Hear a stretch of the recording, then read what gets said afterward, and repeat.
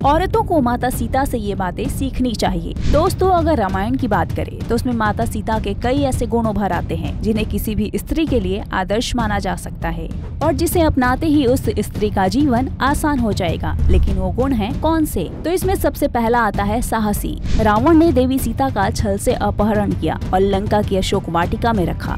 उसने कई बार मायावी राक्षसों से उनको डराने का प्रयास भी किया, पर वो तनिक भी भयभीत नहीं हुई और रावण के कई बार डराने धमकाने के बाद भी उनके साहस को कोई डिगा नहीं सका और वो उस मायावी वाटिका में प्रभु श्री राम की प्रतीक्षा करती रही, जिससे पता चलता है कि देवी सीता कितनी साहसी थी। वो इतनी पराक्रमी थी कि जिस धनुष को रावण उठा भी नहीं पाया था वो उसके साथ बचपन में खेलती थी। उन्होंने संसार को यह बताया कि स्त्री को बेबस और लाचार कभी नहीं समझना चाहिए। मुश्किल से मुश्किल परिस्थितियों का सामना वो पूरे साहस के साथ करने में सक्षम होती है। पतिव्रता की प्रतिमूर्ति। सीता जी की सबसे बड़ी खूबी थी उनका पतिव्रता होना। वो चाहती तो आराम से अयोध्या में सुख पूर्वक अपना जीवन बिता सकती थी, लेकिन अपने पति के साथ वन में जाने की जिद उनकी थी। उन्होंने कहा था, मेरे पति मुझे जहाँ जिस हाल में रखेंगे मैं उन्हीं के साथ रहूंगी। और अयोध्या का ऐश्वर्य छोड़कर उन्होंने कांटों भरा सफर चुना। वो अपने पति से बहुत स्नेह करती थी।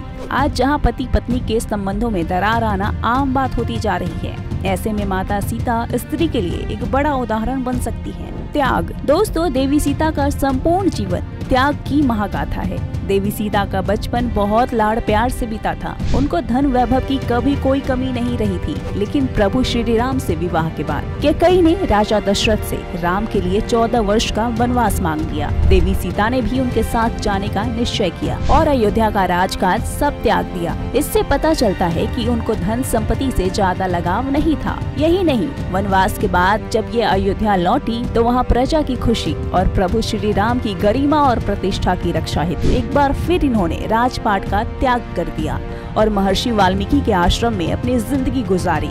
आज की महिलाएं उनके इस गुण से काफी कुछ सीख सकती हैं। आत्मनिर्भर। अयोध्या छोड़ने के बाद माता सीता अगर चाहती तो अपने पिता जनक के घर जाकर आराम से अपना जीवन व्यतीत कर सकती थी, लेकिन उन्होंने ऐसा नहीं किया, बल्कि ऋषि वाल्मीकि के आश्रम में रहकर एक साधारण जीवन जिया और अकेले ही अपने पुत्रों की परवरिश की, जो दिखाता है कि माता सीता एक आत्मनिर्भर और स्वाभिमानी स्त्री थी। एक स्त्री का बिना किसी सहारे अपने 2 पुत्रों को पालना कोई साधारण काम नहीं होता है। हर स्त्री को उनसे आत्मनिर्भर होना सीखना चाहिए। सादगी। दोस्तों, जहां आधुनिक समाज में लोग अपने धन और संपत्ति का दिखावा करना शान समझते हैं, वहीं देवी सीता को महंगे कपड़े, महंगे गहने आदि का बिल्कुल शौक नहीं था। मिथिला नरेश की लाडली पुत्री होने के बावजूद उनमें कोई घमंड भी नहीं था। अयोध्या की रानी बन जाने के बाद भी उनकी जीवन शैली बहुत ही सरल और सहज थी। उन्होंने अपने ज्ञान और कुशल व्यवहार से ही हमेशा लोगों के मन को जीता।